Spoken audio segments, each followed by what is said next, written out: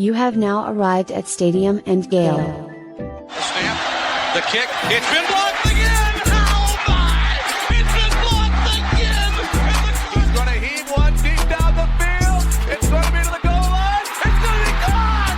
It's a touchdown! And the Gators have won the game!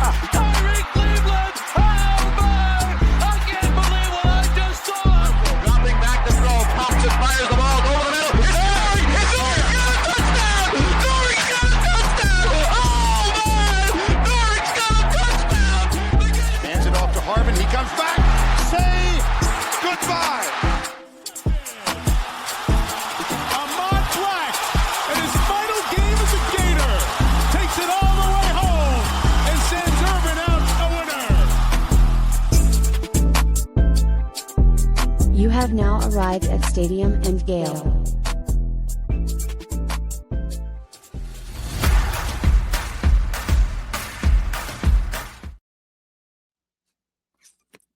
Boys and girls, ladies and gents, welcome to another episode of Stadium and Gale. This is Dan. And Delatorre. Just the two of us in my Same corner, same time, half the host. Jordan will be joining us shortly, and Corey is likely off for today. He took it up with HR. It's Harlem's birthday, so happy birthday to Harlem. Corey, we miss you, but it is the off season, so go have fun and go celebrate Harlem's birthday. Nick, how's your weekend, my friend? Buddy, it still is the weekend.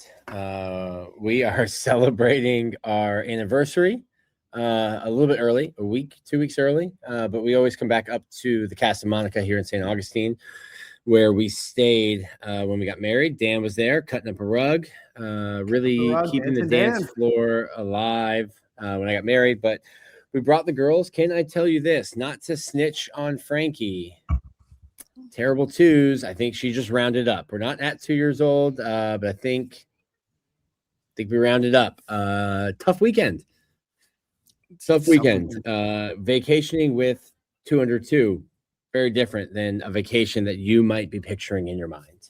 I can imagine. Well, I saw that you guys are just bouncing around St. Augustine. You guys have any big plans, or is it just kind of relaxing?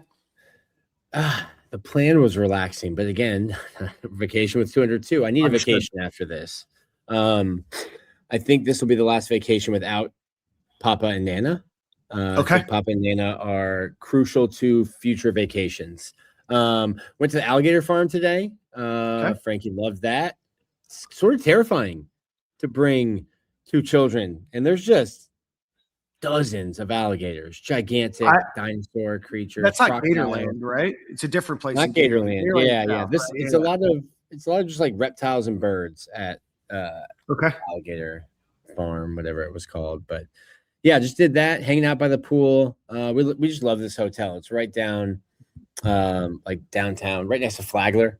So we just love this area. We really haven't even taken the car anywhere. It's kind of like whatever we can walk to around here. Had to drive to the alligator farm today, but other than that, just whatever's walkable. What's that street? I should know. It's like George Street, King Street. King Street is in Charleston. King Street's here too. Okay. It's like St. George or something. We were literally just there. We just ate at Prohibition Kitchen for dinner. 4 o'clock St. dinner. George Street. Which I just learned, the buildings are made to look like they're from Spanish settlers. That was made to look like that in the 60s. Yeah, no, that doesn't surprise me. Yeah, I mean, architecture and construction's come a long way. I don't know if I'd want to dine in a restaurant in St. Augustine that was built in the 1500s. Yeah, I went 35 years of living before I realized that those were built in the 60s for tourism. But sneakily, St. Augustine, great food scene. A bunch of it that we can't get to with children. Okay. Yeah. That we're just like staring at on Google Maps and like looking at the menu and wishing that grandparents were here to watch the kids. But yeah, fun week. I will be back tomorrow. Yes. Fool you once, shame on you. Fool me twice. Well, I can't be fooled again. Yeah, as George Bush would say. Upset of the century. Bring your parents on your anniversary vacations. Who would have thought? I'll log that in the old notebook here, just for future. I'll take any tips. You know what I mean? Second go around, we'll take any tips. But man, it's good to have you. Not much this weekend. We've got a busy next couple of weekends. I'm actually, strangely enough, I don't know if I told you, it was my high school 20-year reunion a couple weeks ago. I didn't go because a group of us are all getting together in Atlanta. Strangely, like none of my friends from South Florida ended up like living in South Florida after college. So we're all going to Atlanta this weekend. So I'm super pumped about that. And then next week, I'm going to be up in Gainesville. I should have told you, but it's only for one night. I probably said this months ago, but I was recognized as UF's one of their 40 under 40. Somehow I think my application just got stuck in the pile with somebody else's, but I snuck right in. So that's next Thursday. So I'll be up in Gainesville, then going on the scalloping trip. Fortunately, I don't have to answer Corey this time because he's not here when I say it on the pod about where his invite is. Eric took a spot this year, but maybe, who knows next year. But looking forward to that. Big time. I think who else was on that? Brandon Spikes. Yeah, Brendan Spike, Ben Chase. Yeah, Sam Warfield, a buddy of mine. Alan Thompson from Stingray Media, I think. Stingray Media, yeah. Yep. So he was there. A couple other people that I went to school with, but a really cool honor, really cool list of folks to be recognized with. So looking forward to a day in Gainesville next Thursday. Parents are coming up. Sarah's coming up. And then we'll head over to Steenhatchee early Friday morning and catch some scallops. So looking forward to doing that. Drive? I don't know. From Tampa, it's like 3.5 hours. It's a very boring drive. Like it's the same road almost the entire way. And there's just not much. I think Chiefland, Crystal River, then Chiefland, and then Steenhatchee's, about as big as this computer screen as a city, but a really, really fun town. A reminder of old Florida, and scalloping is a great time. So always excited for that trip. I've said excited a bunch of times. So let's get on with the show. We got Tyler Harden from 247 joining us to talk a little bit about recruiting. I think the Gators are nearing. I think this upcoming weekend is probably their last big official visit of the season of this time, and then they'll take some time off, and then we'll get into camp. So obviously a lot of visitors this past weekend. Brewster and Royal, two recruits that we'll talk about, were on campus. The Gators lose a commit that we said on this show was likely going to happen last week. But we're going to talk and dive a lot more into recruiting here shortly. Hopefully Jordan can join us here in the not too distant future. But Nick, you get the illustrious honor shouting out Greg Brunt as we get on to our show today. Fellow STA Raider, big time. Shout out to everyone at Brunt Insurance. Brunt Insurance is a family agency founded in Cooper City, Florida in 2013. From the Panhandle to the Keys, Brunt Insurance can insure anything you have, from boats, homes, life. Jordan's wife's printing machine. Yep. If you value it, Greg can probably insure it. Reach out, including your life. Yeah, I said life. Oh, okay, my bad. And think I might need that after vacation without grandma and grandpa. I need to check into a life insurance policy for the kids. Call the good folks at Brunt Insurance at 954-589-2204. Give them a call. The call is free. They will save you money. We went to Greg Brunt about a year or 2 years ago, I think, for car insurance. Saved us. So, again, 954-589-2204. Greg, what it do, baby? I love that, man. I wonder if people can hear me in the hotel. And then what? Hey, we want them to call Greg too. Yeah. Greg insures his house, my car, a bunch of stuff. So shout out to Greg. And then one time for our friends over the Dykus, Burke, and Lewis Law Group. These are the smart guys to go to if you are looking for folks that will fight against the insurance company for you. They used to work on behalf of the insurance companies, and now they work to represent you. Give them a call at 727-258-0043. Again, 727-258-0043. Pipe damage, water damage, leaks, issues with your insurance coverage, storm damage, flood damage, whatever it might be, again, the Dicus Burke and Lewis Law Group is the group to go to. That's dicusburklaw.com or 727-258-0043. Shout out to those boys. Nick, I'll see you maybe in Gainesville in a couple weeks. I know I'm going to probably see you in August for that golf tournament, but your boy got approved for SEC Media Days. So big time. I'm getting my questions worked up already. Big time. What year will this be for me? 26th is my 13th SEC Media Day. Okay. You'll have to show me the ropes. I don't know what I'm doing. I don't know if I'm lost. I'm lost in Tampa. I don't know. I don't know the setup in Tampa. I remember when we went out to Dallas for the one that was out there, just being completely lost. Like, it's back of my hand in Hoover. As much as I don't like the state of Alabama, no apologies, not sorry. Or the city of Hoover, no apologies, not sorry. I know the lay of the land there. I've figured out the lay of the land in Atlanta. I think that's where we were last year. But Tampa will be new. Nick, I'll show you the ropes, brother. Those are my old stomping grounds, current stomping grounds, but also my old stomping grounds too. But wait, how is it current and old? Because I still roam the streets, Nick. I didn't go too far. Yeah, I ain't hard to find, as Deion Sanders would say. You can take Dan out of the streets, but you can't take the streets out of Dan.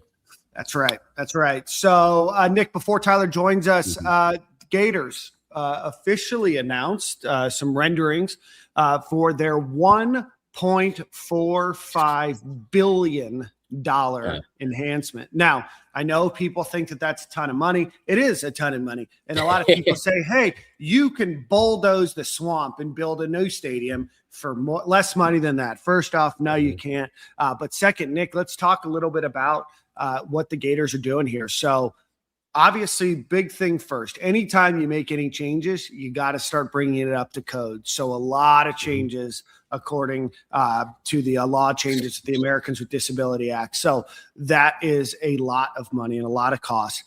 Completely redoing concourses, completely redoing bathrooms and concession, and then wrapping around almost the entirety of, I guess it's going to be the east side all the way through the south side, all the way to the west side with wraparound luxury boxes. Nick, can you share any more information as we look to embark on this project after the conclusion of the 2026 football season, taking us through, and you heard it here first on the pod a couple months ago, through the 2030 year?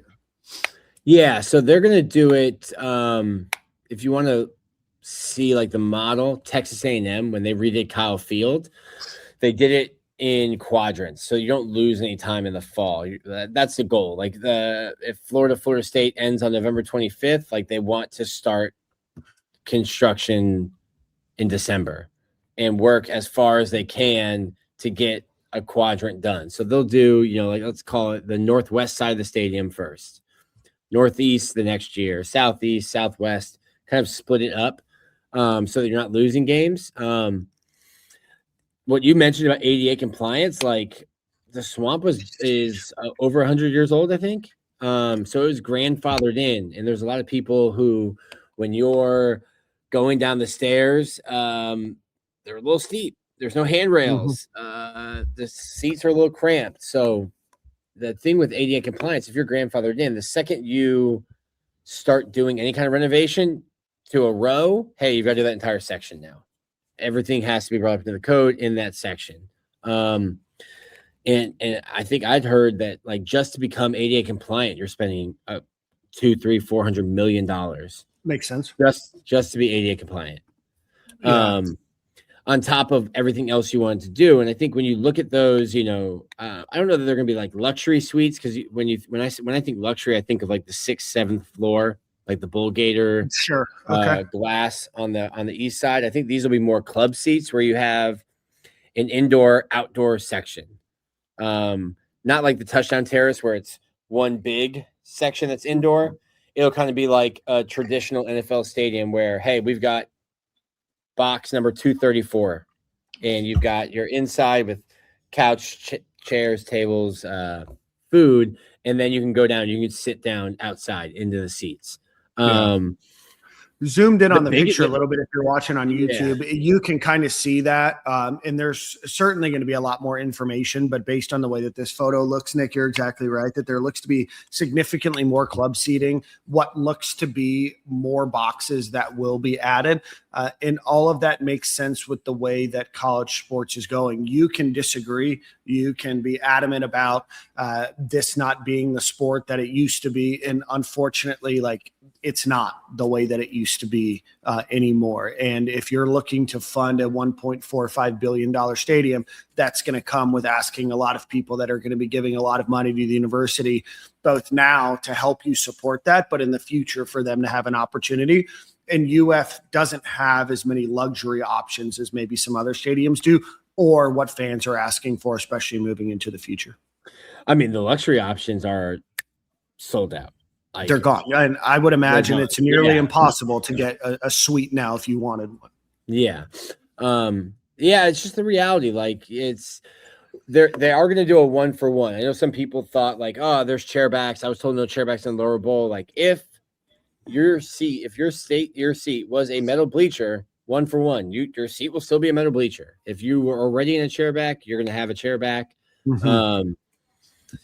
Yeah, I think we're just at a point where, like, listen, I understand wanting the Swamp to be loud, and I think a big price tag, or a big part of the price tag, is, hey, you could have done it a lot cheaper by just removing seats and not adding seats, because when you become ADA compliant now, every seat has to be a little bit bigger, even if it's just markers on the bleachers has to be an inch on each side bigger. Extrapolate that 88,000 times, and now your seats that were on the 30 are in the end zone.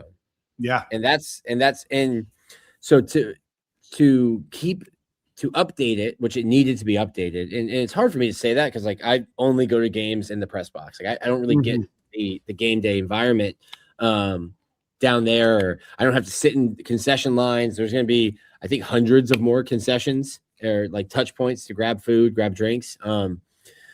But to do it without losing seats, you had to add seats. You had to add these club seats. And you can look, if you're watching on YouTube, all those seats really wrap around the entire south side, all the way to the north end zone. We haven't even talked about the tiny, stand-in box TV from the 1980s that is the current north end zone Jumbotron. It looks a little bigger there.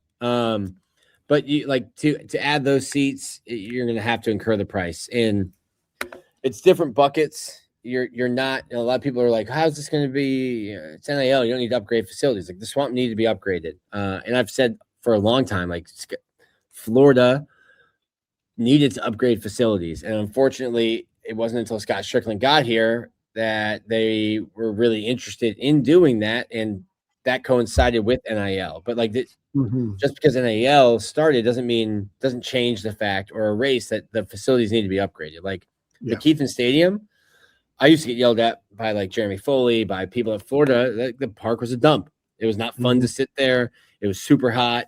You've got a beautiful ballpark now, and they didn't waste $40 million putting a Band-Aid on McKeithen. They just built a new ballpark, which enabled you to do a standalone football facility, which you needed. So you've incurred a lot of expenses, but it's stuff that could have been done prior to Scott Strickland being here, but it just wasn't.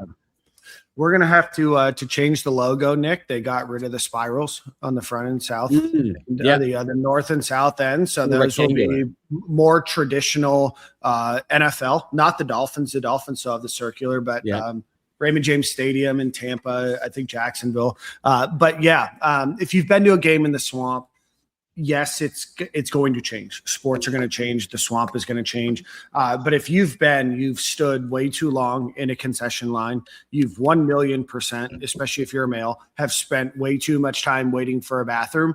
And it's an opportunity for Florida to not lose any seats, which would have caused riot, to say the least, if they shrunk the size of the stadium. It already did on the internet. This is an opportunity for Florida to get better state-of-the-art facilities with hopefully not impacting any of the game day experience. And who knows, the way this stadium is built, it might even be louder in terms of the way in terms of the way that the sound reverberates off of the concrete and glass that is there. Quick question. Big Drew asked, when was the current edition of the Swamp made? You can argue like 1991 and like 2003. Is where the current iteration is. The upper deck, the sunshine seats, and club seating were added in 91, touchdown terrace.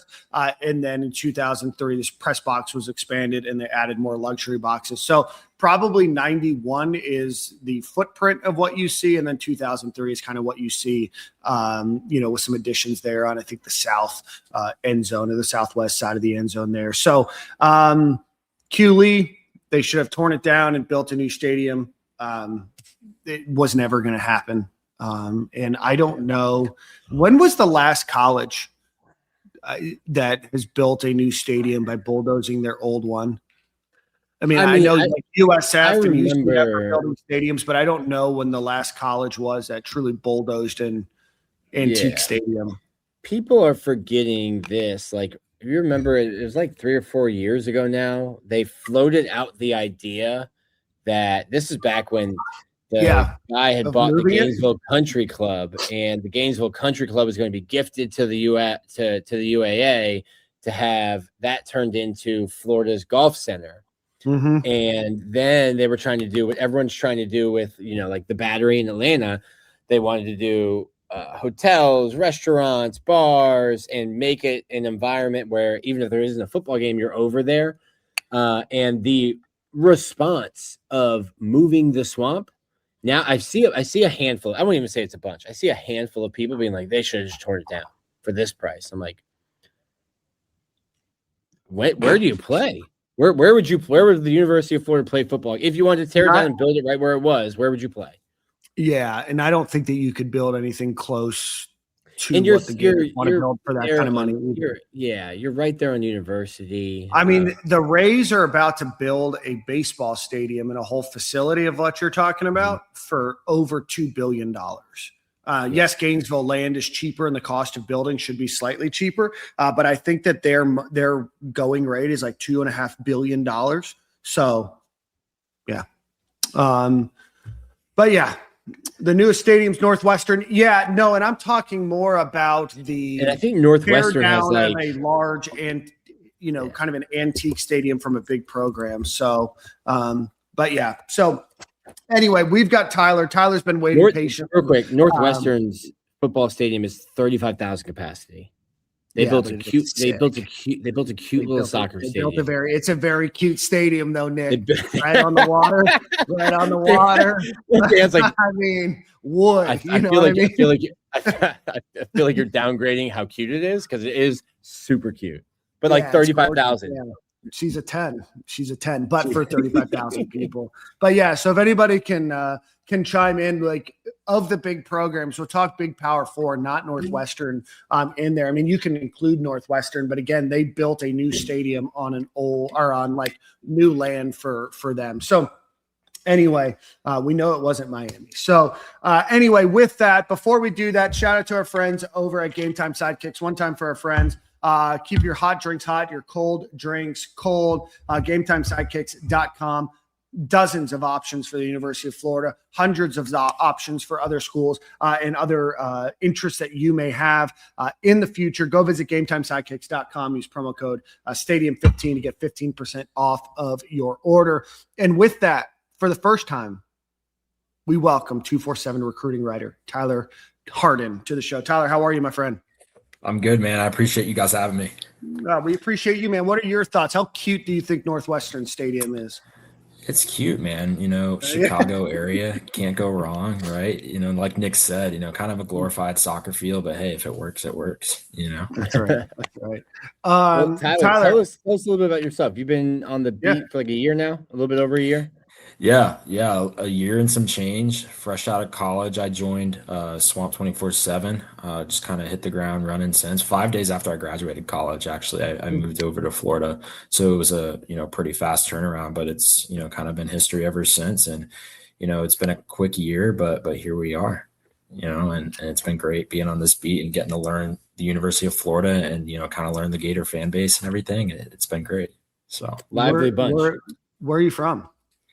So I'm originally from northeastern Pennsylvania, so about 2 hours north of Philly, and I went to school in Louisiana. Or like so I'm from Scranton, Pennsylvania. If you watch The Office, you definitely Thunder know. Mifflin. Scranton. Yeah. So I'm originally from up there, born and raised in Pennsylvania, and of course I went down to Louisiana for school, and spent 4 years down there, and now I'm in Florida. So I've been around a little bit. What was the culture shock going from Scranton, PA, kind of that area down to Louisiana for you? It was crazy. Yeah. I mean, just the northern type of way of living to like the southern hospitality type of vibe. I mean, it was crazy. It took me like a whole year just to get used to where I was at and stuff. And then I kind of, immersed myself into the culture and kind of, because Louisiana culture, I say there's nothing like it in the country. So it's like 0 to 100. Right. So, I mean, I learned a lot being there, just like a different way of life and just being in the South in general. It was definitely cool. Definitely a time in my life I'll always look back on. But, like I said, it's been cool even getting to learn Florida. There's some nuances there as well. So, yeah, it's been cool. Just getting to see some SEC environments and different, fan bases and how they do things and everything. It's definitely cool. I love that. There was that one show on HBO. It was like a cop show based in, I think, Michigan, where the people had like a weird accent. So I'm sure that there's some accents in Pennsylvania, but probably nothing like somebody who just pulled up on like a John boat from the swamp talking to you in Louisiana. Yeah, there is. A lot of people think like where I'm from is like Amish country, and it's really not. Like Amish country is more in the center part of the state. I'm kind of in a part where you're not too far from New York City, so you kind of have that, but you're also not far from Philly, so you have that as well. So it's kind of like a triangle, I guess you could say. So yeah, we kind of get like a combination of the two. Would people from New York say that they're in the triangle of Scranton? Well, it's like the metropolis, I think they call it. So yeah, kind of like Scranton, I guess, is in there with like the Poconos, and then you have New York City and then Philly and pretty much all of Jersey. It's what, a couple hour drive, like 3 hours from Scranton to New York? Yeah, it's like 2.5 without traffic. Yeah. So listen, Michael Scott made that drive back and forth within the confines of a 30-minute show. So it's, as far as I'm concerned, a couple blocks. Blocks. Yeah. Hey, he was flying. He made there in 30 minutes. He was flying. So, Tyler, talk to us a little bit about your time covering the beat. So just like Nick, you come on board and we start firing coaches and we have turnover and everything else. But talk to us about your first year on the beat and then what this last, about 6 months into the end of the Billy Napier era, into the Jon Sumrall time. We're about 6 months in. Talk to us a little bit about that transition and what that's like been covering recruiting. Man, it's been crazy. I mean, like I said, just being a young guy, there's a lot of, learning. There's a lot of lessons, having been learned, over, the past, several months, I guess you could say, just kind of like learning two different staffs. I mean, I kind of came onto the beat at like, when it comes to the recruiting calendar, like the worst time, to come on to the beat. It was thrown right into the fire with official visits and everything. And, that was, a lot of learning was done there, just not only, kind of learning Florida in general, but just learning how to be like an adult, right? Like I said, it was 5 days after I graduated college, I started, right? So I didn't really even get to like reflect on like the fact that I just graduated college and now that it's, into the new world. So there was that element as well. But it was just, covering official visits and, it was kind of a unique situation because people at first weren't really sure like what would happen with Billy Napier and if, he would stick around or not. So it took a little while for Florida to kind of hit the ground running. And, it was an action-packed summer where they pretty much built their entire class in a month and a half. So it was definitely interesting covering that. And then, going into the season, of course, halfway through, there's going to, there was a staff turnover, right? So there was that element of it and, seeing if guys would hang on or if guys would flee ship. And it was actually pretty remarkable how it turned out where, the overwhelming majority of the class, stayed. And I feel like we never see that in recruiting nowadays. So, it was almost like it felt a little weird because of that. That being, of course, my first go around at like a staff change where, just knowing that the industry, I know like, pretty much the entire class gets dumped and, other guys are brought in depending on who takes that job. So, that not being the case, it felt kind of weird. But then, Coach, Jon Sumrall comes in and, then there's that element of it where he kind of has to hang on to this class in the final days before signing day. And then there was that.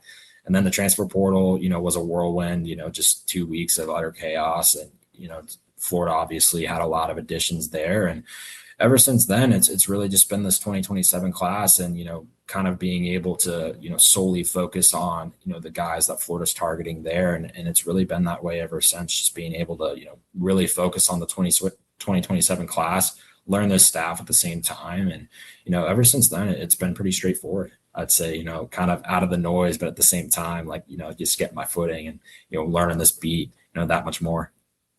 So you've been able to kind of watch, and going into last season, there was a lot of excitement about Billy Napier. Recruiting was doing pretty well. There was still some trepidation, right? Is this, they ended the class, what was that, going into 2025 really strong, and they closed really strong. And then they went into the 2025 season with a lot of anticipation and a lot of hype. Obviously, we all know that ended about 8 games into the year. Then Jon Sumrall comes on board. Talk to us a little bit about maybe some of your interviews before, not by player, but like what are players now or recruits now saying differently about this coaching staff, and not just Jon Sumrall, but the other, ancillary pieces compared to what they were saying last year?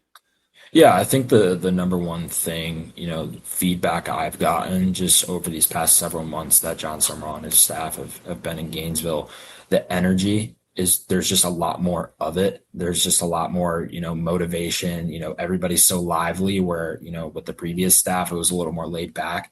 And, the energy has just been so contagious. It starts with Jon Sumrall, it kind of works its way down, and, everybody in the building just seems really amped up all the time. These recruits are every single one, I've talked to has said Jon Sumrall is probably the most energetic coach they've dealt with. So I feel like that, speaks volumes on, just the night and day difference. It seems like from the previous staff to the staff right now. And I feel like recruits have really gotten, attention of that. It is interesting what so much of our at Florida Victoria, so much of our focus was retention. We eventually get in contract with all of the freshmen, but for us it was interesting just trying to keep those guys. And what could you say about what they did about retention, but then also like, hey, we don't know if Jaden Woods is coming back. How do we piece that together? And I guess that's probably every coach now who's new, of piecing together what you have coming back with what you need. And then I guess I'll let you answer that, and I have another question after that. But how do you see them with what they retained and be able to kind of pick up other pieces? Yeah, I think there's two things with that. Firstly, just, retaining your roster from, the roster you inherit, of course, that's kind of where this all starts. You can't really build a recruiting class, unless like who's coming back, what your depth charts are going to look like, and and then some.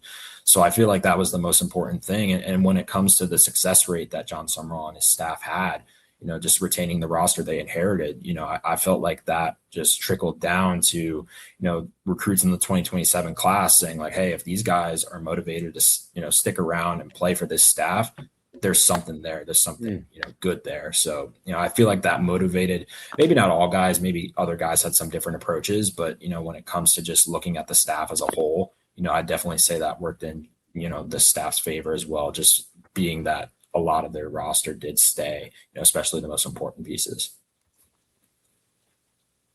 And then the second part of that is Sumrall has mentioned several times they would love a new transfer portal or love that second window.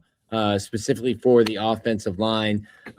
This will lead kind of into it. You're not a longtime Florida fan, but as Florida fans have been excited about this class, you've probably read it on your message board, seen it on social media, Kennedy Jackson aside, very excited about this offensive line class. And it seems to be that this staff is going to prioritize offensive line, defensive line, just kind of the way they're going at things. What can you talk to us about this offensive line class? I think I just saw that Maxwell Hiller is coming back on campus this weekend, but just some of the guys they've signed on the O-line. Yeah, I mean, obviously we got to start with Maxwell Hiller, right? That's a historic commitment, for a staff that hasn't coached the game at Florida, that doesn't happen, right? We rarely see that anywhere. But, I guess you could say like it's the easiest time to sell the vision is right now. And I feel like this staff is taking full advantage of that and getting those types of pieces in order for that vision to come through. So, when it comes to Hiller, the relationship he had with Phil Troutwine, beforehand just really paid off. They've known each other since Hiller was in 8th grade. So it's been several years in the making. But yeah, just getting that commitment to start off really kind of set the tone for the rest of the class to come. Kind of like I said, with the retention and just, being an example of like, hey, this guy really believes, this guy really sees the vision. There's got to be something there. I feel like Hiller was really that guy for the 2027 class, kind of like that example. And, just somebody that recruits the 2027 class really well. He's a name that I hear frequently when it comes to, what commits are reaching out to uncommitted guys. Hiller is a popular name. So he's definitely hit the ground running recruiting and, just being a leader by example and a vocal leader at the same time. And then you look at Peyton Miller, right? When it comes to Hiller and guys he's recruited, Peyton Miller was one of the first, if not the first guy that, Hiller reached out to once he committed to Florida to kind of get Miller in the fold. And obviously that ended up paying off. Miller is one of the top centers in the country, definitely a great piece there. And then Elijah Hutchinson, right? Hiller's being recruited up to play on the outside, but he's kind of like, I feel like that's what makes him so valuable. He's kind of able to play on the inside and the outside. But Hutchinson is definitely, an offensive tackle, a true offensive tackle. And I feel like that was, kind of the, what put a bow on this offensive tackle class. And of course you like to add like guys like Kennedy Jackson, right? But, Hutchinson was definitely, a great commitment on that regard, just being a true offensive tackle, kind of, putting that piece together into the puzzle. So yeah, definitely 3 great pieces right now. Like you said with Kennedy Jackson, of course you want to have those numbers, but the 3 they have right now, you definitely can't complain. I want to talk about this past weekend. Obviously 2 huge recruits in town. Cedar Hill, Texas, 5-star defensive lineman Jalen Brewster was in town. 5-star wide receiver Easton Royal out of New Orleans, out of Brother Martin High School, or Brother Martin School out there. You also had Raheem Floyd, a 4-star defensive back out of East St. Louis in Illinois, and then Marquise Evans out of Birmingham and Spain Park High School. How did this weekend go? And I know that Gator fans are antsy to hear about how things went with Brewster and Royal. Yeah, it was, just from feedback I've gotten, it was a productive weekend for not having a lot of guys on campus. Of course, when you have 2 5-stars, 2 of the top players in the country, it's bound to be productive. At least, Florida fans would hope so. Starting with Brewster, I mean, the thing that Tyler, really— can I interrupt you real quick? Do you, before we dive into them individually, was that, do you think, done purposefully to be able to dedicate as many resources as they could to those 2? Yeah, I mean, cards fell visit-wise. I think a little bit of both. Honestly, guys just continued to come off the board, as May continued on and into June, guys just continued to come off the board. So, obviously they're going to cancel their official visits to Florida. A couple guys moved their visits up. So, yeah, I think it was a little bit of both, kind of being able to focus on those 2 guys. But, something that was emphasized was like, it's not only those 2 guys on campus, right? They really wanted to prioritize, all those uncommitted guys. They had a couple commits as well on campus. Some commits also made their way up unofficially. So yeah, I think that was, kind of done purposefully, but, at the same time, like, kind of putting it in the weeds, I guess you could say, and throwing some other important targets in there. Sure. Sorry. Now you can go back to Brewster and Royal. My apologies. Yeah, that was interesting to see because there were, I think, like 2 commits who were supposed to come or were coming on their OVs, and then all of a sudden you had like 2-3 more. Just like, oh, yeah, seems like a big weekend. Let's drive up. Yeah, no, that weekend definitely saw a lot of movement, as it was getting closer and closer. Some guys, were backing out. Some guys, moved their visits. Yeah, so it saw a lot of movement. But yeah, with Brewster, the thing that kind of caught my eye, and I honestly didn't even realize it until he told me, was that, he's been able to see on his 3 visits now, he's been able to see the team kind of in action, whether it's practice or a game like setting with the spring game. He's been able to see them in action 3 times. And, with this OV, that was, he said that was the highlight of his visit, being able to see the D-line room in action once again. Coach Chapman kind of getting after it with the other D-line coaches. That was something he really appreciated seeing. just seeing everybody in action and seeing everybody moving around and just seeing how it operates. So that's something he's been able to see on like a consistent basis, just seeing how it would operate on a day-to-day basis. And I think that's, something small you can kind of look back on and say, hey, that may pay off, just him being able to see it with his own two eyes. And, just being able to be around the program, that much more, being able to get that many more perspectives, right? Joe Hamilton and Gerald Chapman have done an excellent job in, building those relationships with him. I can say just from conversations I've had, they're probably the strongest relationships that Jalen Brewster has in his recruitment right now. Just, the things he's had to say, he only speaks very, very highly of them. So it's safe to say those two alone have had a tremendous impact and, in Florida's standing in his recruitment. Yeah, I definitely think this official visit, definitely strengthened Florida's standing in his recruitment right now, but it's, obviously his recruitment is so competitive up to this point, just with Texas Tech, of course, having the official visit coming up, the ball is still very much in Texas Tech's court until it's not. But I think Florida is definitely one of those schools, if not the school pushing the hardest, to flip him from Texas Tech. And then when you go over to Eastern Royal, right, another Texas commit, another huge flip target. Florida's been in with him for the majority of the offseason. He was coming off an official visit to LSU. Of course, that's the home state school. LSU made a big move, really caught his eye on multiple things, both on and off the field. And, Florida did the same thing. I mean, this kid is a football junkie. He loves the X's and O's. He was supposed to leave earlier on Saturday, and he stuck around for an extra few hours just to, be able to talk some more ball with the coaches and kind of, pick their brains a little bit.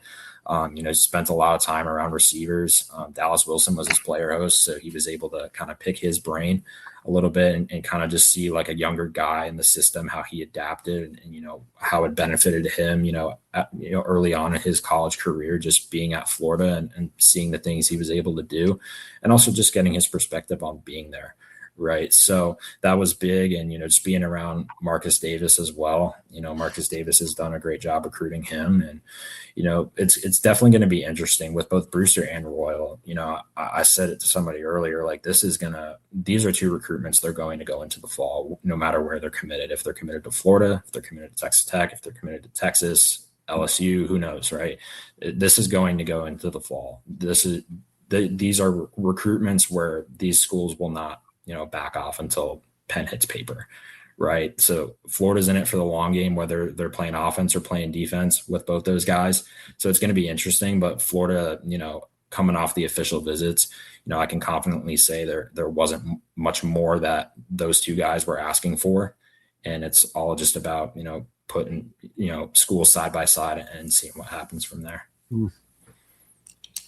I think that's something I told members at our site too, because everyone, once the official visits were happening, everyone is the flip this weekend? Is the flip this weekend? And fans will get in their mind, they're like, oh, if they don't flip this weekend, we're wasting time. It's over. And I told people that. I was like, hey, especially Brewster, like I know this kid is going to take a wait and see approach. Like I don't think I'm sitting on the edge of my seat this weekend waiting for one of the two to flip. Would Florida love that? Absolutely. But even if they did flip this weekend, it doesn't change the fact that like, hey, the recruitment is going all the way until when's early signing day? December now. Yeah. Early December. Yes, whether they're committed to you or another school, it's you're in the game until December. That direct deposit's got to hit, Nick. Yeah, that's what I mean. Like, whether they're committed to Florida, no matter where they're committed, it's a matter of, are you playing defense or are you playing offense and trying to flip? Yeah. Right. It's going to go to the distance, and, it's definitely going to be interesting to watch, no matter, where Florida stands in it, but, especially if Florida's the one trying to flip still. Yeah, no, 100%. I want to ask you, Tyler, just going through the class here. This name stuck out because we spent a while talking about Kamarion Johnson last week, and he actually got bumped up. I think ESPN gave him a ranking, so he went from Florida's lowest ranked recruit or somewhere near there to a 4-star now. But of the people that are in this class, who is somebody that like sticks out to you as maybe an under the radar prospect that Gator fans should be excited about, that's maybe not getting the love that some of the websites aren't giving? Yeah, I mean, there's several players I feel like that could, kind of fill that role. I'm going to focus here on the defensive line because, a lot of people, they look at the 3-star label and they're like, oh, it's just another 3-star. But kind of the theme with the defensive line room is that these guys can play at several different spots in the line. And, they were kind of going for the versatility aspect and, just kind of getting more bang for your buck, I guess you could say. So guys like Kane Van Norden, his size and his ability to move at his size is pretty remarkable. And Zamar Tukes as well, just, the amount of spots he can play, impactful as well. So yeah, I'd say those two guys, Kane Van Norden, Zamar Tukes. You can even throw Steve Bentley, Kamaju, Yandui in there. He's kind of hitting his stride at the perfect time. Of course, he's from England and has only been here for the better part of a year. So he's kind of hitting his stride at the perfect time. And, he dominated this past fall. And obviously that's why his offseason looked the way it did. His recruitment exploded. So I'd say, honestly, those three guys, like I said, there's several guys in this class that I think are kind of like, quote unquote, diamonds in the rough. But, those three guys I kind of look at as like, hey, these guys are going to be impactful if, you were to ask me. Let's prognosticate a little bit. Who do you think are the next couple of our recruits at the Gators stand a good chance of maybe closing out this class? Already up to 22 commits, 16 blue chips in there. But who do you think are maybe some other names that Gator fans should be looking forward to or looking out for at least?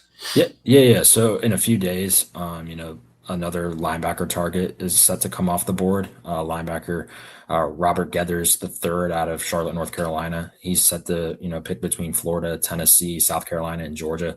I love where Florida stands there. I put a pick in, sometime last week to kind of reflect that. So I like where Florida stands going into that one. Florida, of course, has 2 linebackers already committed. That was kind of the sweet spot number, but they see Gethers as a will linebacker, so kind of like more of a versatile target there. So, that's somebody the staff really likes, and I like Florida's standing going into that one. Biggest competition there is what, South Carolina? Tennessee, I'd say. Tennessee. Okay. Yeah. Nick would have JD Lane as his guy to keep an eye on for sure, the long snapper. Tyler, I want to get your perspective. You've covered recruiting now for a little bit. Did you cover it when you were in Louisiana? Yeah, I did a little bit at LSU, but the main thing I did, and I ran it since I was a junior in high school, so 5 years, I ran my own thing called TTJH Sports. Those are my initials. I would do interviews with top high school prospects in the country over Zoom. I did like 1,300 interviews in 5 years. So it was a big part of, probably why I have this job today. And I'm extremely thankful for those experiences and all the guys that I've met through that. I still talk to some of them today. So, just the connections I made there are priceless, but, I'm thankful because it probably got me to this position for that. And you're a hustler. Yeah. I want to ask you, so since you've covered, obviously you've interviewed a ton of players. You went to school in Louisiana where it's tough to pull kids out of state. Florida right now, of their commits, only 32% are from the state of Florida. What's your perspective on that? Do you think that that's kind of a long-term strategy? Do you think that that's a direction that Florida is going to continue to go under Jon Sumrall? Do you think it's because, hey, we're trying to get the best group of guys we can right now? We have a new staff, relationships, across the country as we're building them here in the state of Florida. Does that number concern you at all? And do you think that that's a trend, or do you think that that's kind of a one-year thing? Honestly, all the reasons you kind of gave there, I feel like, kind of line up with it. To me, it's a matter of, the amount of pins you can have in places, the more the better type of thing. You don't want to, of course, handcuff yourself and only be able to recruit in the state of Florida because, you're going to miss on kids. That's just the way recruiting works. Right. Sure. So you want to have, flags planted in as many places as possible. And I feel like that's what this staff is doing, but they're also just going after the best guys and the guys that they feel fits in this system the best. And if the kid's from California, great. If the kid's from North Dakota, great. If the kid's from North Carolina, great. Right. They're kind of planting flags, wherever they have to. And I feel like that's why this class kind of looks the way it does, pretty mixed bag of states and, where guys come from, a bunch of guys from up north, of course. So yeah, it's definitely been interesting to see though, how many different states they've crossed off with this staff, but, with this class rather, but also, the guys in Florida, they've been able to land, over some certain schools as well. Yeah, if they didn't have their own jet, you'd think that they're chasing some frequent flyer miles here. We have some questions from the crowd earlier. Nick's hopping back in. There you are. Tyler, what do you think of your cousin James Harden sullying the name with his gun charge? No comment. Which players or college team did you grow up rooting for? Yeah, so my uncle was an Ohio State fan growing up, so I was an Ohio State fan. And, once I kind of got into the recruiting landscape, it kind of changed where, I feel like I can't really look at any school, with kind of like rose-colored glasses on because, I more times than not, I know somebody at the school or I'm like friends with somebody at the school. So it's kind of like my vision's kind of tainted a little bit. So like I can't even look at the school I went to, as like a fan school, fan of the program. It's just kind of like it's a little different being that I went there, but that's really it. Like I just went there, right? Like I know the school a little better. It's funny when I met Nick was finishing up at UCF and I just moved to Orlando. We grabbed lunch. He's a huge Gator fan. Then he covered the team, and Nick wasn't allowed to be a Gator fan. And then he just kind of became apathetic. It's like, dude, you can still cheer for him. He's like, no, there's nothing to cheer for. All the light in my eye has gone away. So it's good to see him back wearing some. I had a full black beard and a full head of black hair before I started covering this program. I didn't know if you had a beard at that time. I think you might have been clean shaven at that time. Maybe you did. Well, so as a guy I've spent some time up in the Pottsville and Scranton and Allentown area, how'd you make your way to beautiful Baton Rouge, Louisiana from there? Yeah. I mean, it was all about, honestly, I just wanted to go somewhere different, somewhere I've never been. I mean, the first time I found it on steroids. I mean, the first time I went to Louisiana was to visit LSU, and I ended up making that decision to go there like a month later. So it was a really fast turnaround. And I did not know what I was getting myself into as a freshman, straight out of high school, going to somewhere like that, where it's completely different from where I grew up. I mean, from a small town in Pennsylvania, you go to Baton Rouge, it's not small and, people are passionate and everything. And you don't understand why they're so passionate because you're not from Louisiana. So, I thought you were going to say you don't understand them, period, which I was going to agree with too. I mean, going in, like I didn't really understand, like, not only just the fandom they had for LSU, but just, the pride they had for the state. I feel like it's, something you don't understand unless you're from there. And, I appreciated that I was an outsider because I was able to learn. And I feel like if I was a part of it, I wouldn't appreciate it as much. So I was able to learn a lot there. And, I kind of go into Florida the same way because, like I said, there's differences, with every state in the South, in my opinion. So coming to Florida and, being able to go to the different cities and kind of see what it's all about, I've definitely appreciated that as well. And, just going to Gainesville and seeing the history at Florida and, just seeing the things people care about with UF. I mean, it's definitely cool to see, from an outsider perspective once again. Florida fans don't listen to me when I say this. People in Louisiana, like you get out what you get back what you put out. People in Louisiana just want to feed you. They just want to feed you and show you the culture. Florida fans they're so nasty to you. I'm like, as Dan said, like I wasn't a fan. I was going to the games as like an unbiased reporter. Had a lot of gumbo from the media parking lot up to Death Valley. People just like, hey, you from out of town? Yeah, sure. You want to try this shrimp? Yeah, why not?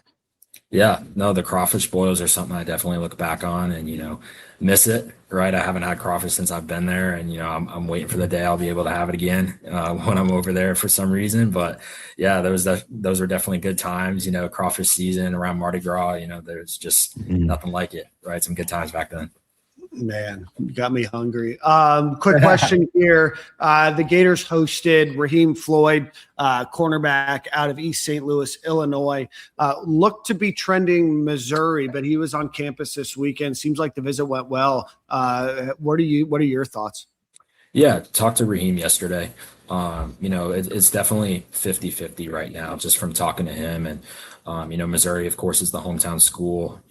They kind of have a pipeline with East St. Louis where he goes to high school. Guys like Luther Burden and Toriano Pride all went to Missouri. So he's kind of able to pick the brains of those guys and kind of get their perspectives. He's also been talking to Nashawn Montgomery. Of course, that's a familiar name to Florida fans, but that's kind of the perfect person to talk to if you're him, because he has points of views of both programs. So he's been talking to him as well.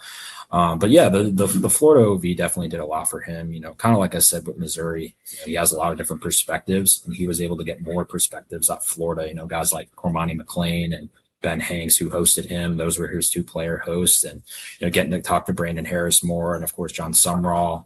Definitely was able to kind of match different perspectives together, and kind of just compare, contrast them, what those guys had to say. Missouri is definitely going to be tough, in my opinion, just the hometown aspect and the familiarity he has at that school. But Florida definitely, made a big move with this OV and definitely made it interesting. So yeah, I think it's a coin flip right now until that changes and he does some more thinking and talking with his family.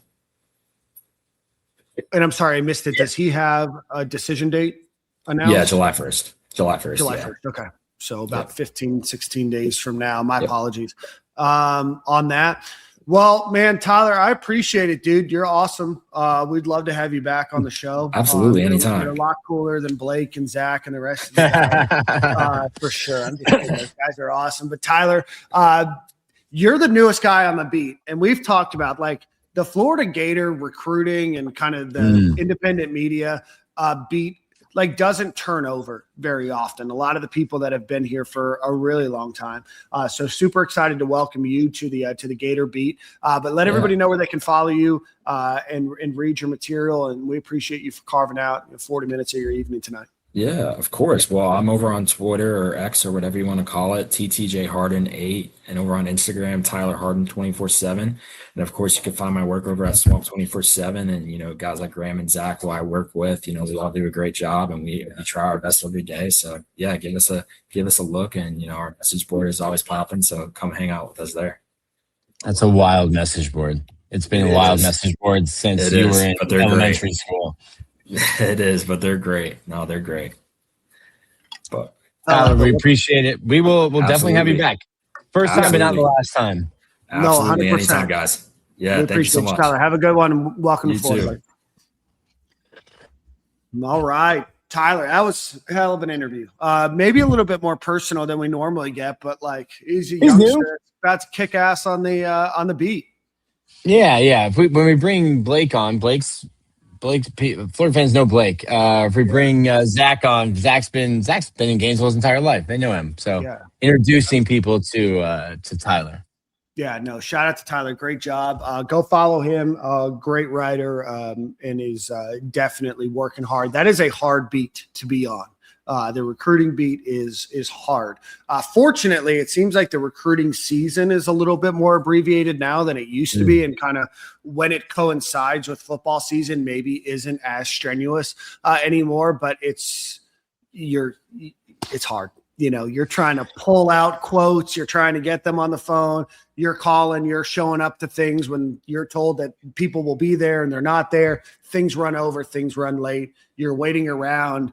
You're trying to use your binoculars to see who you see. You're trying to build your sources to say, hey, we'll tell you when somebody's on campus. They'll lie to you. You've got to, it's hard. So I don't miss those days of sitting outside of Hefner, sitting outside of gate 1 by the Bull Gator, waiting for somebody. Oh, they took him out the back door. He's gone. Don't miss those days. Or hey, he'll be out in 20 minutes, and then it's he 2 went hours to the later. office, and 2 hours later, you just need a report. So fortunately, that's never how I got paid. I always just did it for funsies. But those days are behind me now. Nick, I want to do a quick ad read, then I want to talk a little baseball, and then we'll get out of here. One time for our friends over at Alumni Hall, go visit alumnihall.com or go visit them in Gainesville, Florida, the largest selection of Florida Gators wear that you're going to find. Again, go visit alumnihall.com or go visit them in Gainesville right on Archer Road. Gators announced officially today, but the news kind of broke over the weekend that they are bringing pitching coach Rich Dorman over from Oregon State, who developed 10 All-American pitchers in 7 seasons. Previously was a coach with the Seattle Mariners, if I remember correctly, and now he's the Gators' new pitching coach. On paper, seems like a home run hire, Nick.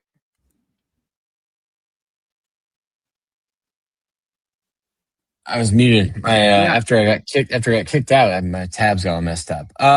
Yeah. I mean, they've had just the school. Oregon State's had a ton of arms going back, but he's got 18 years of experience as a pitching coach, 10 at the D1 level. Look at them I think he was at Oregon State from 2020 to 2026. But yeah, he has 15 draft picks, pitchers, all pitchers, of course. They're not crediting him with the shortstops.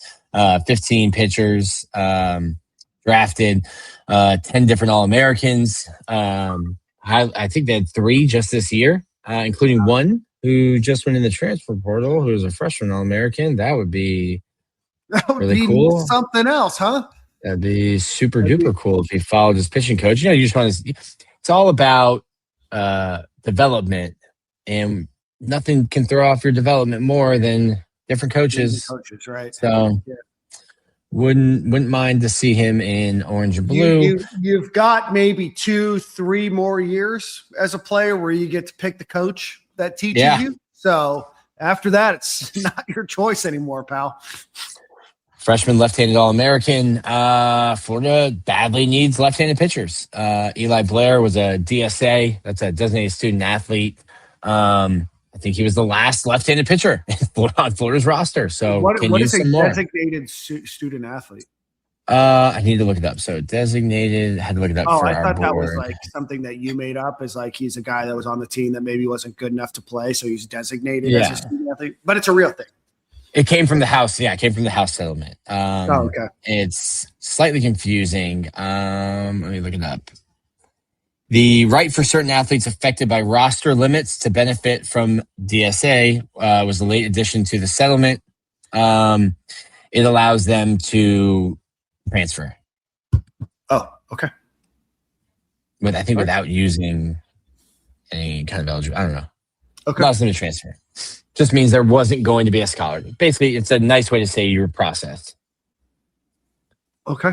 Somebody gets DSA kind of means like, hey, we didn't have a scholarship for you. Yeah. Okay. Cool. So let me just run through Rich Dorman here real quick, and what the Gators are getting out of him. As we mentioned, 15 draft picks, 10 pitchers became All-Americans. The 2026 and the 2022 national, 3 in 2026, as Nick mentioned, the 2022 National Pitcher of the Year. Before that, he was at Grand Canyon and then 8 years with the Seattle Mariners organization. In 10 seasons in college baseball, 21 players drafted, an average of 2.1 per year. That math checks out. His staff this year, 3.22 ERA, just 6.94 hits allowed per 9 innings, and a whip of 1.14 and a strikeout ratio that was second in the country at 3.55 and third in strikeouts per 9, 11.8.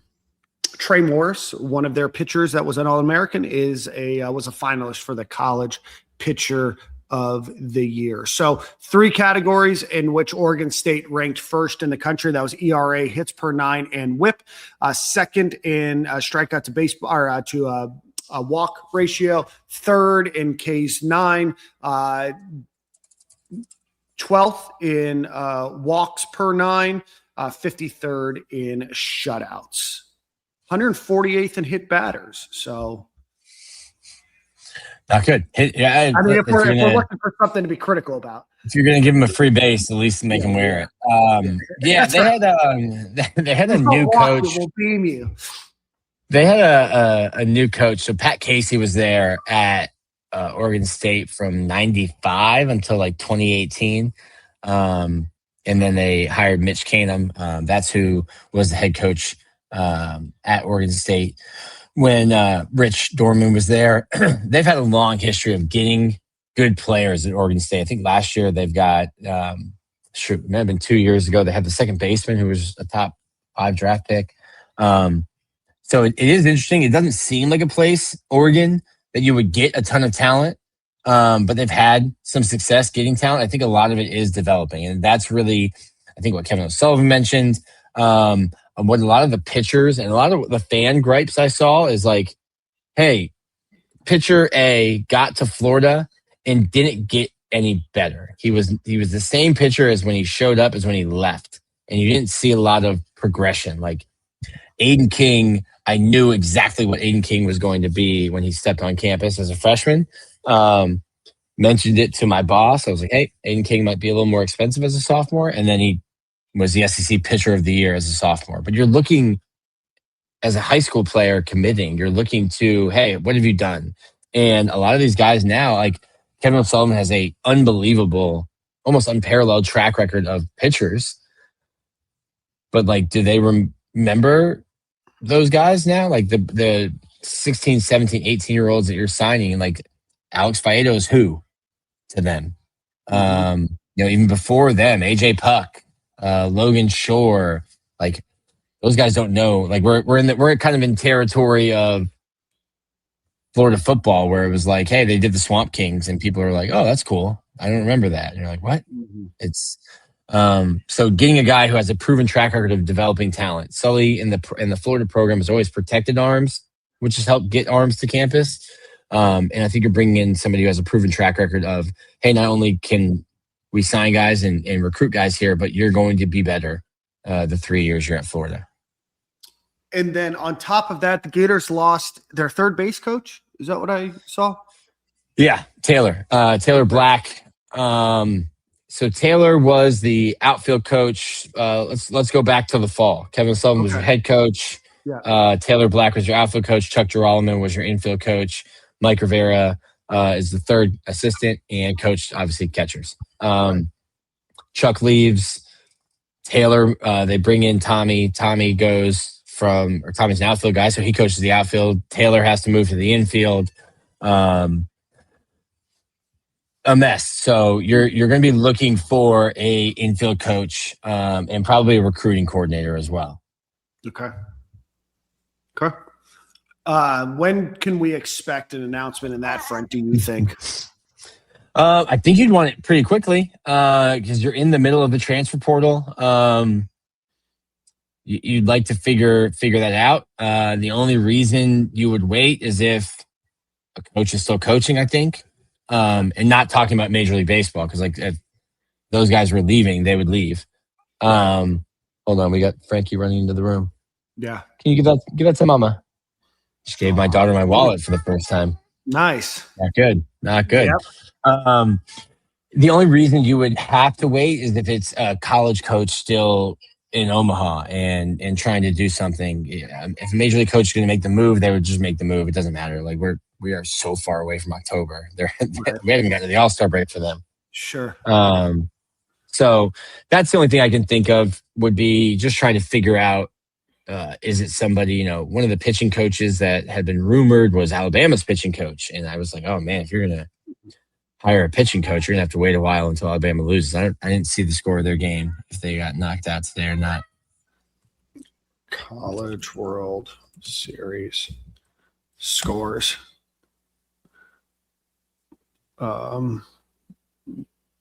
Great radio. Georgia's losing to Oklahoma currently, and Alabama lost 14-2 to Texas. Ooh, Texas snapped back after Texas struck out. I don't want their their pitching coach, Nick. 14-2. Get out of here. Go Boomer. Boomer sooner. Tonight. Just tonight. And then we've got Troy, West Virginia tomorrow. The run that Troy's on. Mm-hmm. Might be a movie. Yeah. I really like their coach, Skyler. I forget his last name. He seems like a good dude from the interview that they had during the Gators game. Yeah, he was. I only sat in 2 press conferences that he was in. but I don't know that they have it. He calls their team names the Trojans. He only called them the Trogies. Nice. Like, wow, great day for the Trogies. And I was like, that's not on the t-shirt. Then what are we doing? Sounds like a hockey guy. You know what I mean? Good day for the boys. The Trogies. Yeah. They go out and they wax Florida. He's like, yeah, pretty good day for the Trogies. I was like, okay. Upper decky for the Trogies. Big time hockey there. He'll be a Power 4 coach at some point. Just watching him and watching their run, kind of rooting for them, like a bunch of guys that aren't supposed to be there. They lost their first game in the regional, had to win 4 straight elimination games. They lost their first game in Omaha. They bounced back today. So they got a long road out in Omaha. I miss being out in Omaha, Dan. We gotta get back there. We gotta get you out there. I miss Omaha. That'd be the first shirt. Yeah, it'd be the first shirt. I hear Rocco's getting some public pushback for the first time. Yeah, like commercialized, and apparently they've been treating some people maybe not the way that they wanted to be treated. I wasn't there. I don't know, but it seemed like the internet is maybe turning a little bit on Rocco's and their Jello shots, which are no longer made by hand. I mean, they're buying them now. Oh, they haven't been in a while. Okay. They have not. They have not been in the second year, but maybe. No. They were not handmade. They were shipped in. The last 2 times I was there. Okay. I think they're $5 a piece. I think all of this is coming from Pat McAfee. Crazy. As much as ESPN throws Pat McAfee in your face, brother, $60 million. As much as Pat McAfee, I think it's 65, but at that point, what's 5 or so between friends? You know? What's 5? Yeah, it's just a lunch at that point.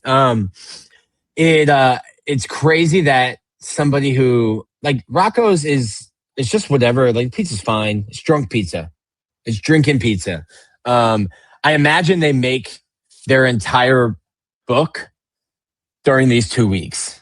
Sure. Like if they could close for a month and they'll be fine. They've made their book this week. These 2 weeks. The amount that ESPN throws Pat McAfee at you, like Pat McAfee. So Rocco's, if the stadium is here, Pat McAfee is broadcasting from here. Rocco's is across the street. It's if you're at an intersection, Pat McAfee's hosting a radio show, a TV show that's on the TVs in your establishment, and then gets off of TV and walks across the street, apparently ready to cut you a $300,000 check. And your guy's like, I don't know who you are. Your check will probably bounce. It's like, I was the guy on your TV 30 minutes ago, buddy.